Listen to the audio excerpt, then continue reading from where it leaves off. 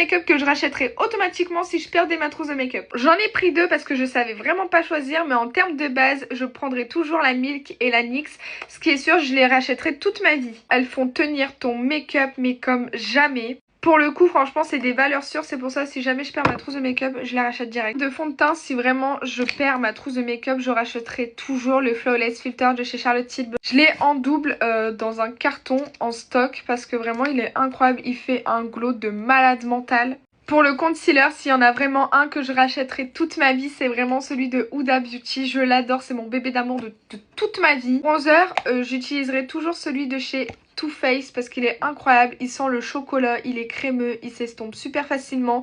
Et pour le coup, je sais que c'est lui aussi une valeur sûre. Le blush, bien évidemment, vous savez l'amour que j'ai pour les blushs Rare Beauty. Ça fait des années que je les utilise.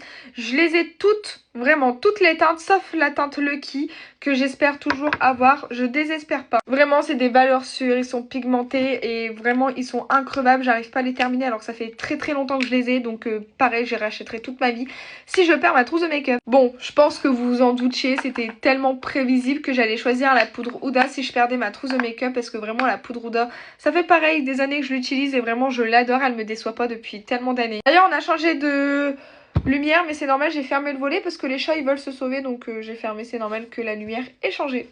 Pour le bronzer, bien évidemment que je prends celui de Yves Saint Laurent.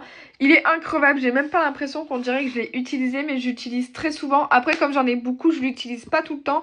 Mais franchement, j'avoue que si jamais je perds ma trousse de make-up, lui, je le rachète en premier. Pour le blush, pour celles qui me connaissent vraiment par cœur, vous savez que les NYX, c'est vraiment mes préférés.